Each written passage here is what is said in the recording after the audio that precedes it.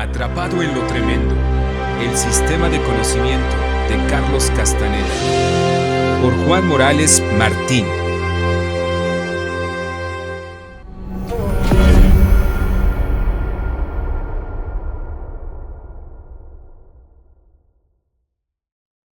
Hoy te presento el segundo seminario de los brujos en México, los cíclicos, las enseñanzas chinas de Clara Grau y las prácticas de acecho. Los días 19, 20 y 21 de mayo de 1995 se celebró el segundo encuentro de Tensegridad en México, Distrito Federal, y el primero al que acudí con contraprestación dineraria de por medio, tras 3 años y medio de conocer a Castaneda gratuitamente. Antes de entrar al recinto, había que llenar un folleto que pedía relatoria de las limitaciones físicas, así como de la persona para notificar en caso de emergencia, o de datos sobre el entrenamiento anterior, y ponía como condición que el citado estudiante reconoce que el estudio y la práctica de la tensegridad es una labor física en la que siempre existe un riesgo de sufrir algún tipo de lesión como resultado de la participación en las actividades normales de clase o en el ensayo de las rutinas en casa. En consideración al ser admitido al curso de tensegridad, el arriba mencionado estudiante no se reserva para sí el derecho de ejercer acción legal alguna, presente o futura, en contra de Carlos Castaneda o los instructores, por concepto de lesiones sufridas durante el estudio o la práctica de la tensegridad, directa o indirecta. Al final, claro, había que estampar firma y fecha. El recibo del dinero del seminario de enero de 1995 en México, el primero de todos, decía: Seminarios de los Nuevos Senderos de la Tensegridad por Carlos Castaneda, donativo por $250, USA, en beneficio de la Fundación José María Álvarez, Ciudad de los Niños, Puente de Piedra 29, Colonia Torrello Guerra, CP 14050, Tlalpan, México, Distrito Federal. Llegamos a México la periodista, el biólogo madrileño, el librero, su señora, mi amigo el abogado y yo. Nos recibieron Mariby y Maleni. Ya en el coche de Maleni, nos enteramos de que las ganancias del encuentro irían para la fundación de la Universidad Kinesis, dirigida por Graciele y apoyada por Michel Domit, lo cual no coincidía mucho con el donativo al hospicio de niños que se había barajado en el primer seminario. La organizadora de ese evento nos contaría luego que el resultado de los ingresos, menos los gastos, arrojaron un 20% para Kinesis, la Universidad de la Conciencia, siendo el 80% para los brujos. Esta señora manifestó que ella no pertenecía a nada del Nahual Castaneda y que cuando estuvo en Los Ángeles le dijo al Nahual que ella tenía un marido y 3 hijos y que no podía seguirlo. A lo que el Nahual le contestó que quién coño le había dicho a ella que lo siguiera. La organización del curso estuvo plagada de problemas y 4 días antes de la celebración disponían de las instalaciones de un gimnasio, de un colegio de religiosos cristianos, pero estos, cuando se enteraron de que era Carlos Castaneda, el mentor del seminario, prohibieron que se hiciera en sus instalaciones, porque decían que se trataba de brujería y de drogas, y hubo que buscar urgentemente los salones del Hotel Isabel Sheraton, al lado de la Plaza del Ángel, la más emblemática de México, Distrito Federal. Marta Venegas había conseguido para la promoción de este encuentro bastantes espacios televisivos y radiados, en los que se habló de la tensegridad y de la obra de Carlos Castaneda y de su grupo. Había algunas vallas publicitarias de $5,000, una de ellas en la zona de Periférico, en la que se anunciaba la tensegridad de Carlos Castaneda, e igualmente había repartido un cartel informativo y publicitario por gran parte de las librerías de México, por las tiendas de ropa de Michel Domit y en casi todos los centros de encuentro y de inquietudes espirituales. Se hablaba de que había que conseguir un mínimo de participación, como menos 700 gentes, para poder celebrar el evento. Estaban inscritas unas 400. Se había anunciado también en revistas como Época, una revista financiera de élite, de manifiesta tendencia conservadora. La primera vez se dispuso de 15 días para organizar el evento. Esta vez había 3 meses para hacerlo. Al día siguiente, desayunamos tacos, sopes y café de olla con Miguelito y Edgar. ¡Qué rico!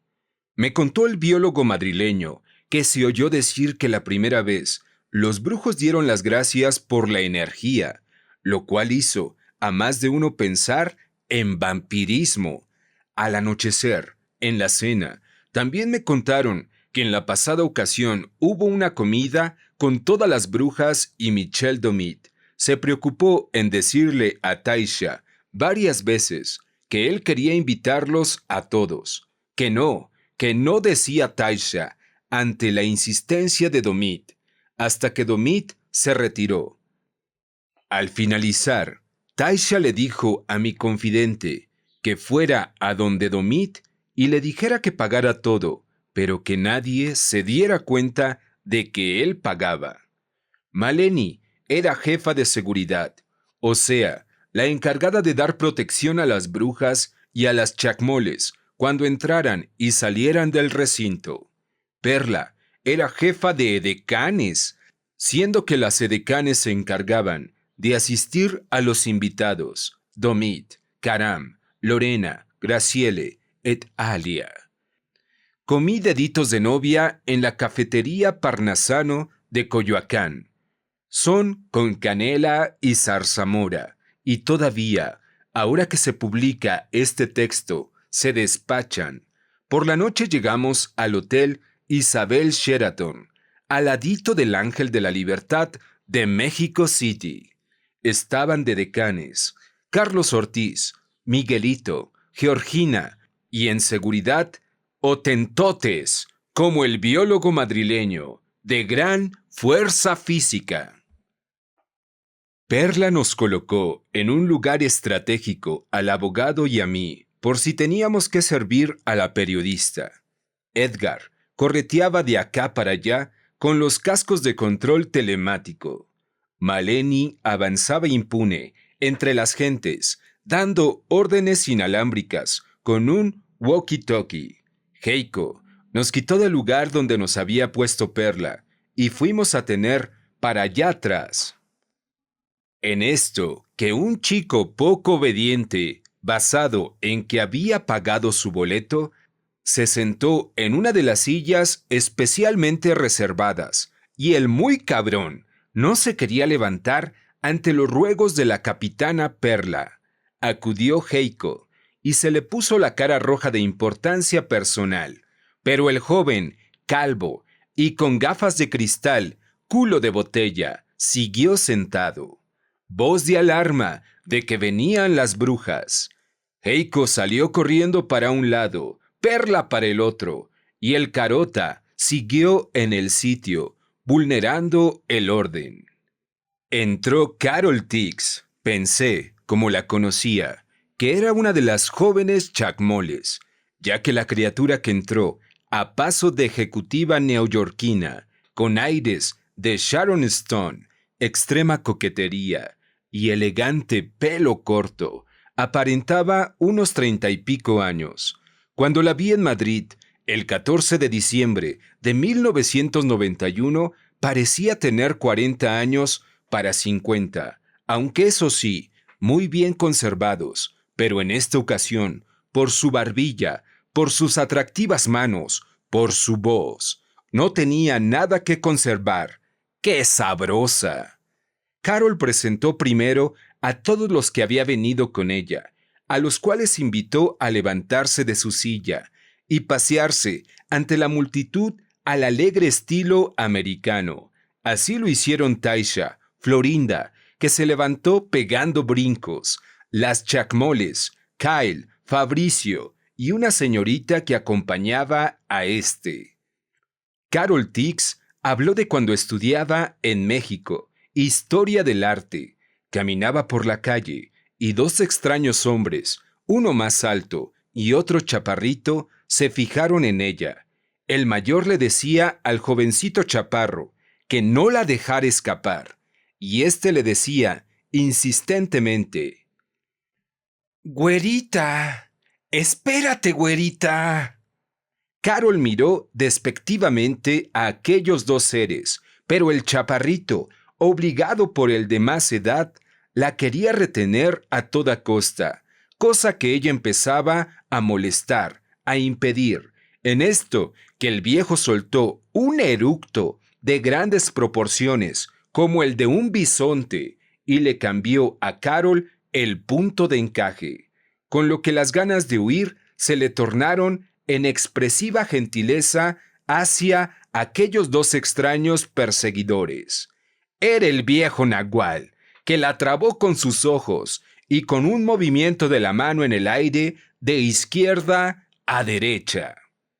El viejo nagual les dijo a Carol y a Carlos que eran como hermanos, que eran cíclicos, seres dobles cíclicos. El concepto de ciclicidad no es como el de reencarnación. El viejo nagual les dijo que comparar conceptos de esta tradición con las de otras religiones era inútil. El concepto de ciclicidad es un concepto que entienden aquellos que pueden percibir la energía de forma directa, cancelando las unidades interpretativas. Es ese un acto efímero y momentáneo, pero es la labor del brujo. Ciclicidad es una especie de línea de continuidad energética o agrupamiento de seres humanos. El viejo nagual los comparaba con las cuentas hiladas en una fibra de energía, siendo que todos los humanos que pertenecen a una misma línea son como un mismo ser. Los brujos afirman que todos somos cíclicos, que todos pertenecemos a algún hilo energético.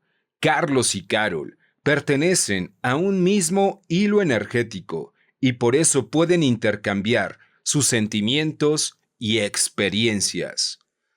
Los cuatro brujos del viejo nagual, Carlos, Carol, Taisha y Florinda, están atrapados en una ola gigante de energía que les lleva a todo tipo de lugares, sin que por su propia voluntad se les presente la oportunidad de parar los sucesos. Ellos lo aceptan como guerreros. Nos leyó Carol un poema. Nos lo leyó 2 veces, una para nuestra mente lineal y la segunda para nuestro cuerpo. Era uno de los poemas preferidos del viejo nagual. Dame, oh Dios, lo que aún te queda, lo que nadie te pide. No fortuna, no tiempo, no salud, lo que todos se niegan a aceptar, la incertidumbre, el desasosiego, penuria y lucha sin fin. Dámelo de una vez por todas, ya que no siempre tendré el valor de pedirte lo que aún te queda.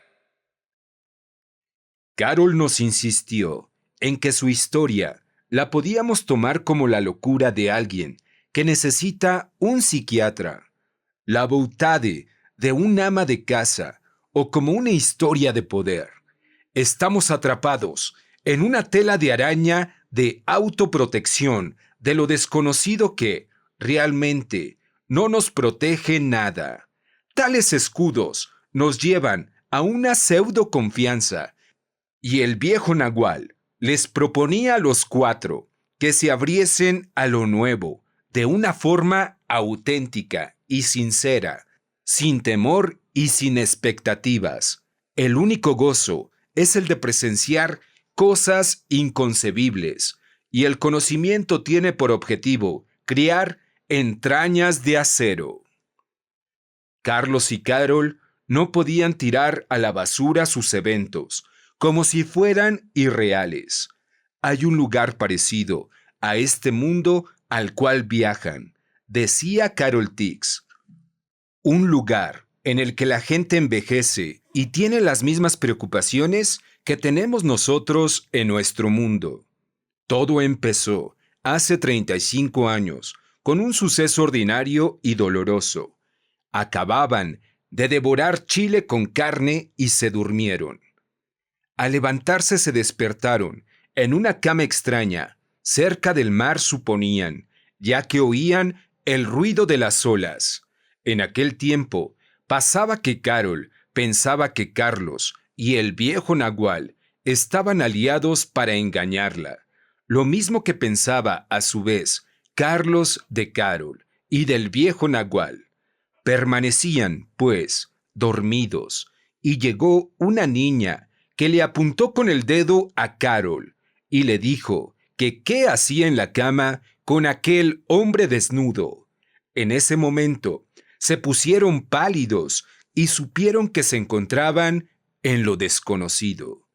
Carlos le dijo agrestemente a Carol que se diera vueltas, que girara sobre sí, que se revolcara, y así pudieron escapar y volver a despertar en la casa del viejo Nagual. Este suceso se repitió varias veces.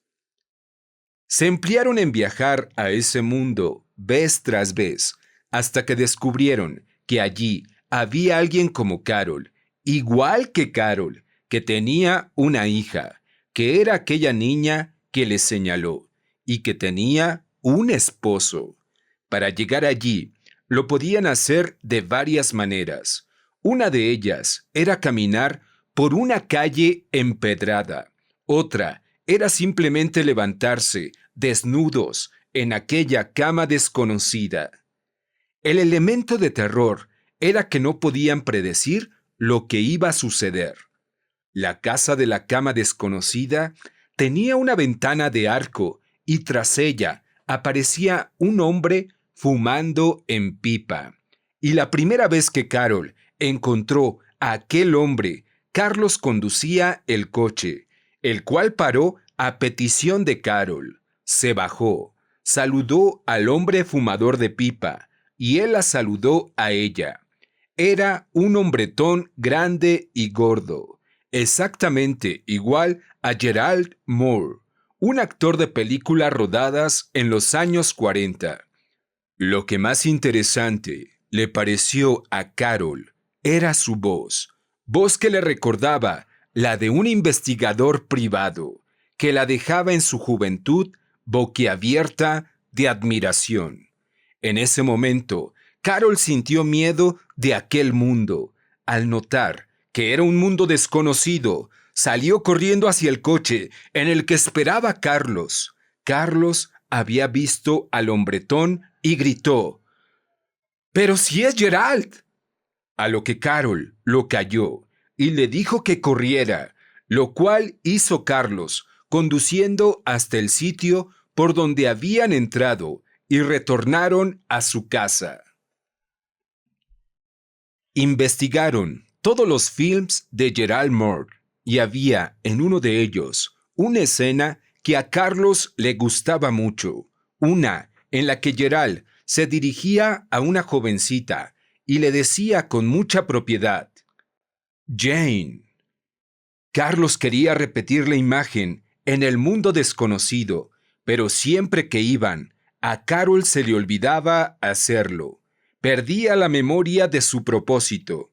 Poco a poco, la jovencita se iba convirtiendo en mujer. Cierta vez entró Carlos en el lugar y el experimento tuvo consecuencias. Gerald Moore enloqueció al ver a Carlos. Gritó que quién demonios era aquel chaparrito.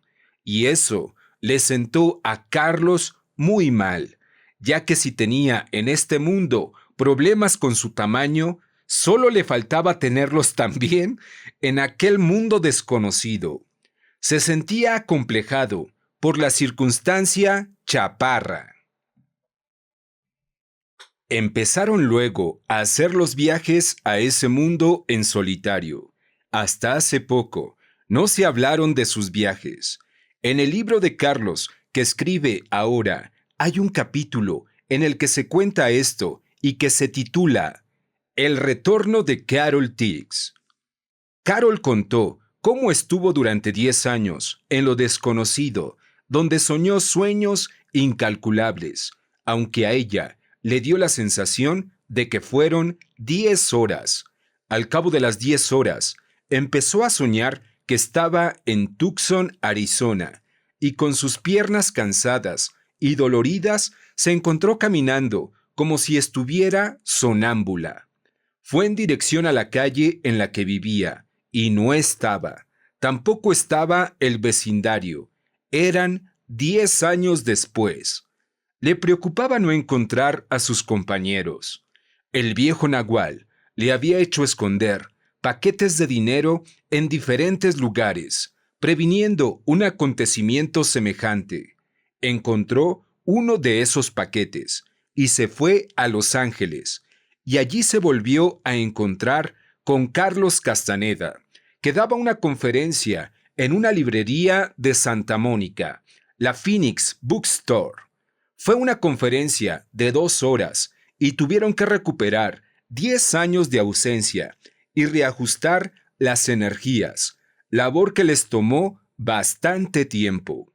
Uno de los sueños en los que se despertaba lo hacía Carol dentro de esa mujer, que era como ella, e intentaba calmarla, diciéndole que se tranquilizara, que era ella, que era Carol Tiggs, que venía de otro mundo. Aseguraba su doble de que Carol estaba allí. Aprendió cosas horribles acerca del orden social en el que aquella mujer vivía. Recientemente, desde hacía un año, Carlos y Carol se veían impedidos para unir sus fuerzas, porque Carlos había sido atraído a otro mundo.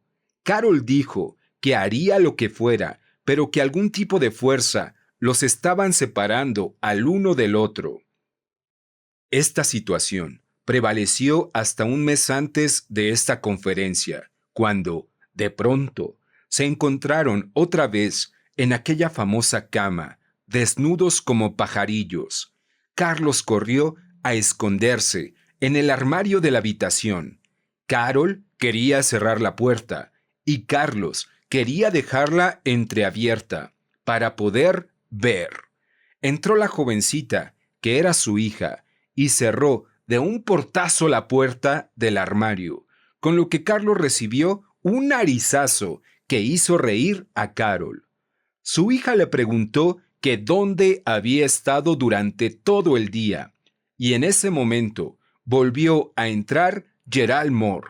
Surgió una conversación que Carol no recuerda, y en ese instante cayó en la cuenta de que Carlos y ella no habían todavía comentado acerca de la lengua que hablaban en ese mundo. Agarró a la niña, cosa que no había hecho hasta entonces, y le preguntó que quién era. La niña reaccionó llorando y gritó asustada. ¡Mamá! ¡Otra vez no, por favor! Carol vio que era una niña bellísima y Gerald Moore se había dado cuenta de que Carol estaba perturbada. Estaban vestidos para salir y Carol se enfocó en el periódico que leía Gerald. No era un periódico escrito en inglés y el tipo de letra era como el braille, con círculos y triángulos. Había fotos de color y oyó una voz que decía: «Pero sí es un periódico real». Punto en el que empezó a gritar y arrojó por la puerta a Gerald Moore, a quien se veía mucho mejor que en las películas de los años 40, y echó también a su hija. Procurando cerrar con fechillo, trató inmediatamente de sacar a Carlos del armario, pero no había agarradera. Carlos le dijo que pisara un punto negro que había en el piso. Carol lo hizo y Carlos salió. Le enseñó el periódico y le decía: «Carol, esto es auténtico». Y pensaron en traerlo, pero ambos sabían que si se agarraban a cualquier cosa de aquel mundo, permanecerían en tal lugar una vida entera, de manera que se tiraron a dormir en la cama. Carol veía cómo Carlos estaba agotado, con palidez de mafioso siciliano, y ambos tenían un aliento de león, una halitosis galopante que les obligaba a taparse la boca para no apestar. Carlos se dio cuenta en ese momento de que estaba en el lado equivocado de la cama. Saltó hacia el lado contrario y se durmieron antes de que la niña y Gerald abrieran la puerta. Carlos le dijo a Carol que se diera vueltas, que girara sobre ella, y así se pudieron levantar de nuevo en su cama. Repasando todo esto, Carol y Carlos han concluido que en ese mundo hay réplicas de uno y de otro, y que usan ropas de ese mundo, alguna de las cuales recuerdan. Carol se dirigió a los asistentes y dijo que quizás todo sonará absurdo, pero aseguró que debajo de todo ello había una certidumbre horripilante, que era el hecho de que se despierten dentro de seres iguales a ellos. Carlos decía que habían sido formulados para viajar en lo desconocido, y el viejo Nagual decía que el camino del guerrero es como una liga que poco a poco se va apretando alrededor de la vida cotidiana de los seres humanos. El viejo Nagual decía que el mundo es como una cebolla con millones de capas y que cada capa es un mundo. El viejo Nagual creía que podemos viajar en todas esas capas. Carol y Carlos se preguntaban: ¿hay monos pelones en todas partes de las capas de cebolla? ¿O son productos de nuestras mentes? Carol decía que es imposible contestar a esa pregunta. Las líneas cíclicas pasaban más allá de nuestro mundo. El viejo Nagual no podía verificarlo, pero Carol y Carlos, por su experiencia, sabían que es más fácil encontrar la ciclicidad fuera de este mundo que dentro de este mundo. El viejo Nagual decía que la electricidad del mundo de hoy hacía imposible, cada vez más imposible, encontrar esas líneas de ciclicidad. Lo que más le maravillaba al viejo Nagual era que Carol y Carlos hubieran encontrado dos personas iguales a ellos. Habían cancelado el sistema de interpretación al dormir juntos, y el viejo Nagual les aconsejaba que no creyeran que eso eran personas, sino que eran ciertamente seres luminosos y que los veíamos como personas porque caían bajo los efectos del sistema de interpretación habitual. Avisó Carol Tix de que Taisha iba a enseñar una fotografía que Tony Karam consiguió hacer de un ser volador y chupón que estuvo presente en la convención de la primavera de 1992 en Teotihuacán, convocada por budistas y antiguos mexicas. Como ya he dicho, los brujos creían que como nosotros criamos gallineros, los seres voladores crían humaneros. Y así como nosotros engordamos, matamos y comemos a las gallinas sin que ellas se enteren mucho de lo que está pasando, con nosotros los humanos hacen lo mismo los seres voladores, que chupan nuestra conciencia llena de importancia personal, y mientras más importancia, más chupados.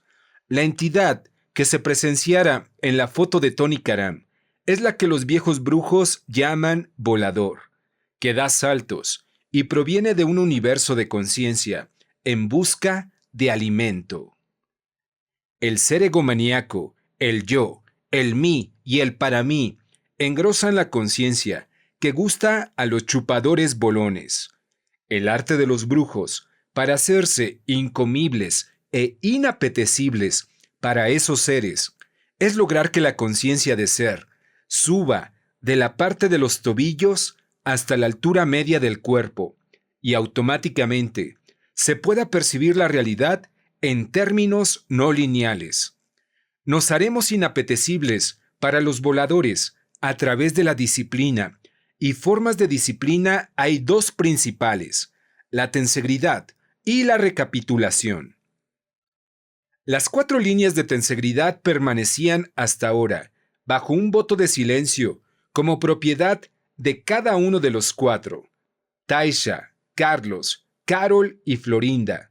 Sin embargo, Taisha, en su último libro, había descrito algunos de los pases mágicos. Carol dijo que, por fin, después de 35 años, se habían acabado los secretos, que los secretos eran para los pájaros, y que si la tensegridad ayudaba a todos, mejor.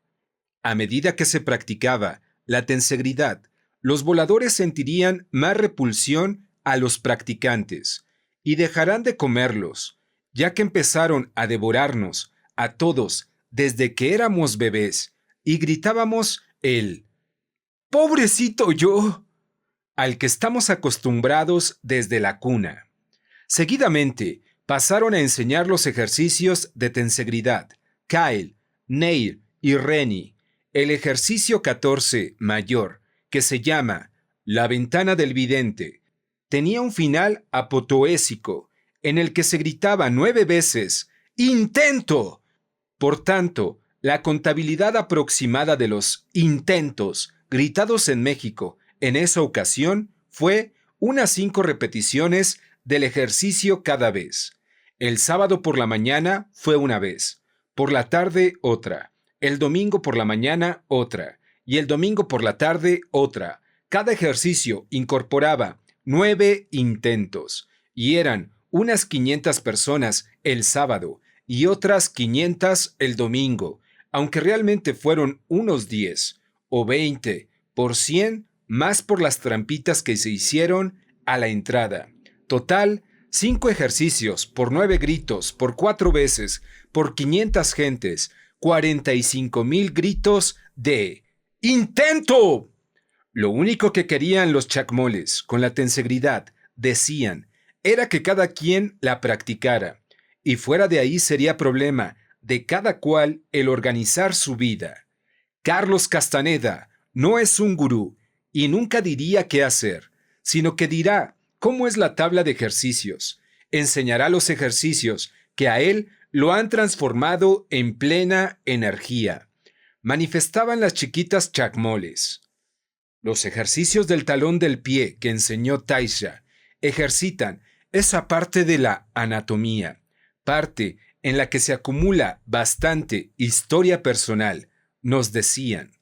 Los participantes tomaban nota de los ejercicios y Kyle preguntaba si quería el público que diera más tiempo para que cada cual tomara notas más extensas sobre ellos. Contradictoriamente, el Nahual nos había dicho en Madrid que no se tomara nota, que la mejor manera de aprenderlos era con la memoria del cuerpo energético. Al día siguiente, de nuevo pareció que llegaban Taisha y las otras brujas. Ya estaba entrenado un pasillo protector. En vez del famoso triángulo adamantino, que no sirvió para nada el día anterior, y que hizo que el biólogo madrileño tuviera que correr tras Florinda y las otras brujas para protegerlas.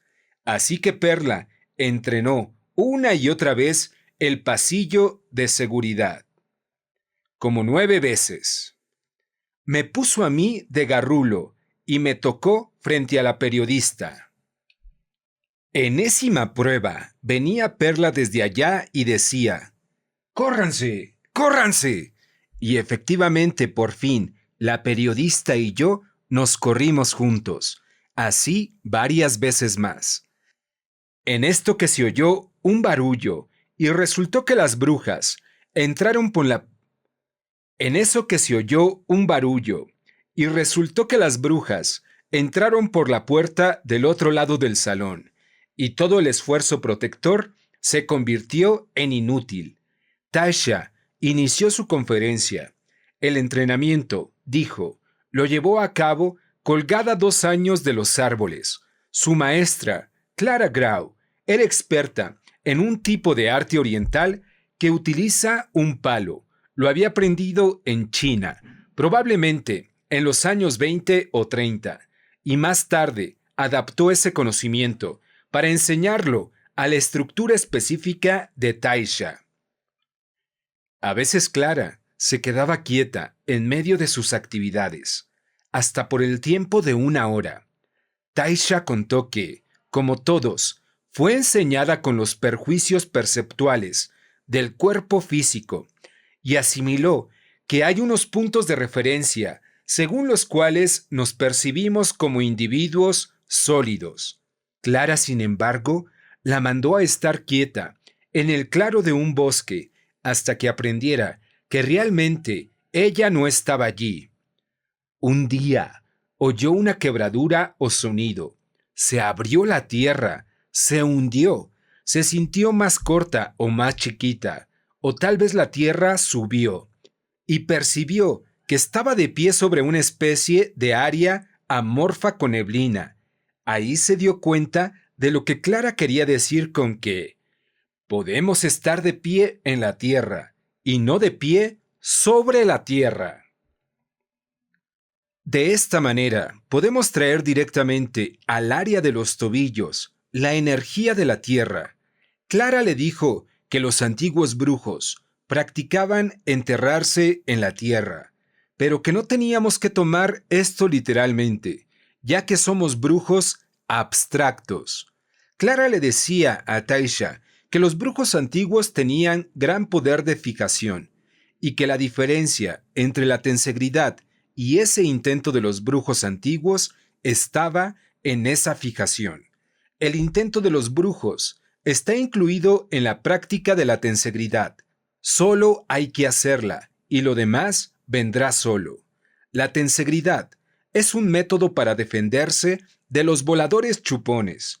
Mostró seguidamente, y de nuevo, la foto tomada por Tony Karam en el equinoccio de primavera en la reunión de Teotihuacán, patrocinada por budistas.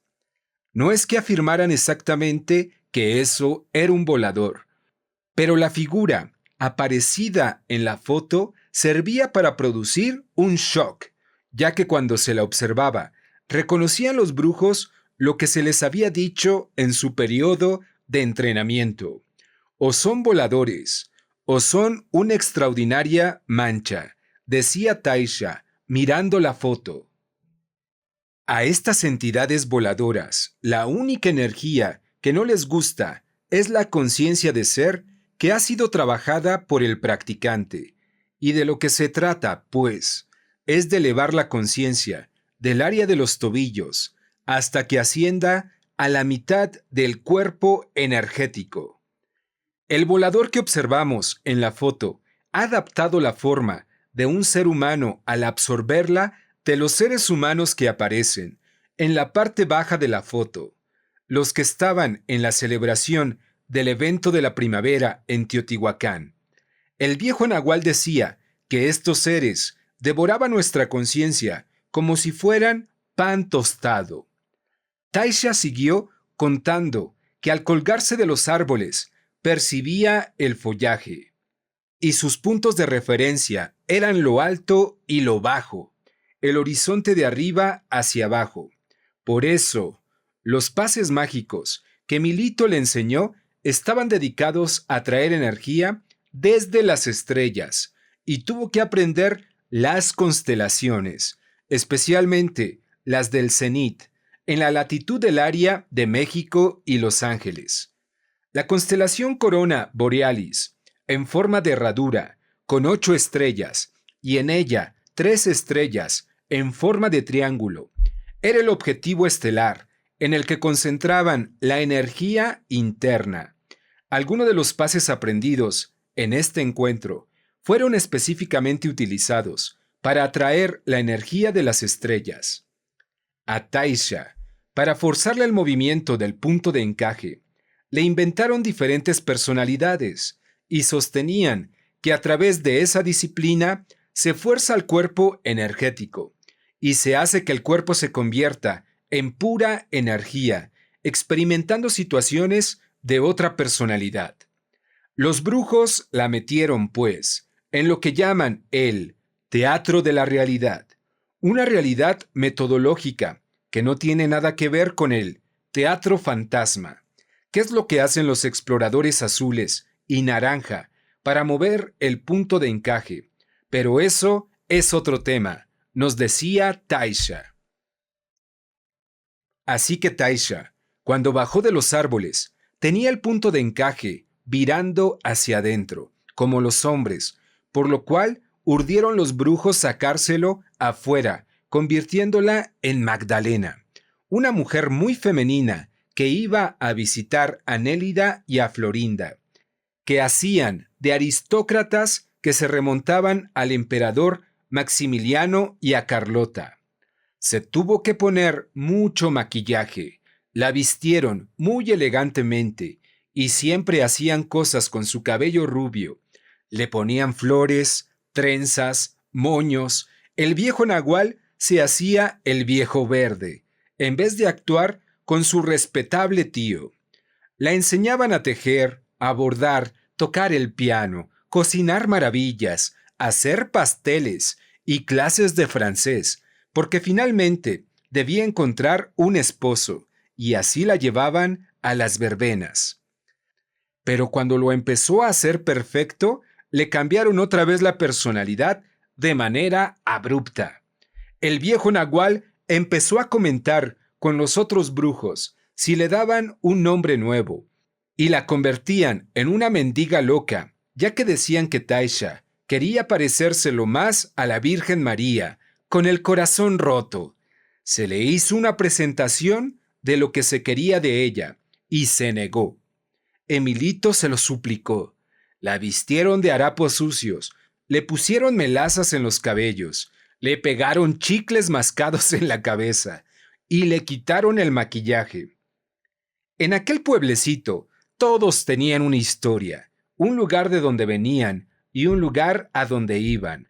Así que hacía falta un buen disimulo, cosa de la que se encargó el viejo nahual, trayendo a Alfonsina, una mujer que cuando se la presentaron parecía de extracción muy humilde. Se la pusieron como madre, las colocaron en las afueras del pueblo en una casa que rentó el viejo nahual y la echó de donde había vivido hasta entonces. De adorable prisionera del orden social pasó Taisha a despreciable víctima del orden social. Había un gran techo de una cosa a otra, por lo que quiso huir. Le dijeron que lo de Alfonsina era temporal, que podía durar una semana, o tal vez un mes, o quizá un año, o a lo mejor 50 años. El viejo nahual le dio dos alternativas: volver a vivir la vida de antes, de ser bruja, y pensar que todo había sido un sueño, o volver con Alfonsina y quedarse hasta que algo la liberara. El viejo nahual le dio una limosna, subió la ventanilla del coche y se desapareció del pueblo, dejándola allí sin dinero. Taisha se sentó en un banco de la plaza, hasta que vino Alfonsina a rescatarla. Le aclaró que no tenían dinero y que había que mendigar. Los niños le tiraban piedras, otros mendigos le echaban de sus lugares, otras personas amagaban darle limosna sin dejarle nada, y algunos le ponían, en vez de monedas, insectos en su mano. Estuvo así meses y meses.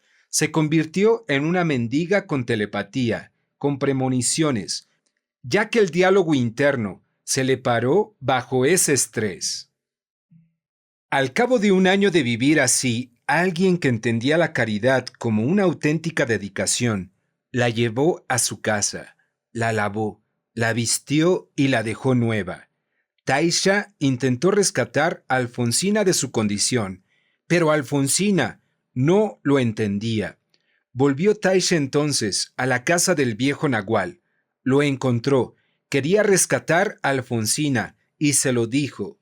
El viejo Nagual le respondió que lo único que podía hacer por ella era ser libre y que no debía responder con tristeza y lástima, sino que su respuesta debía ser la de una guerrera que acepta lo que sea.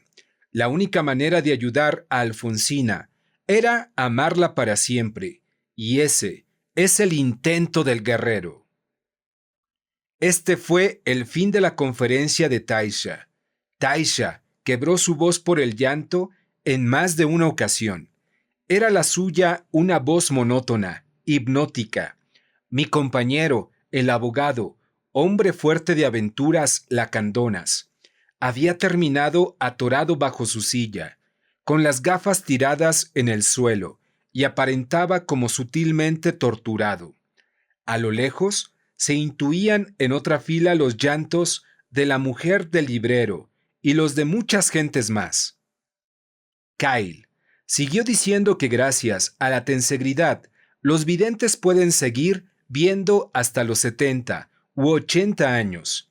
El tiempo de Carlos Castaneda era ahora diferente.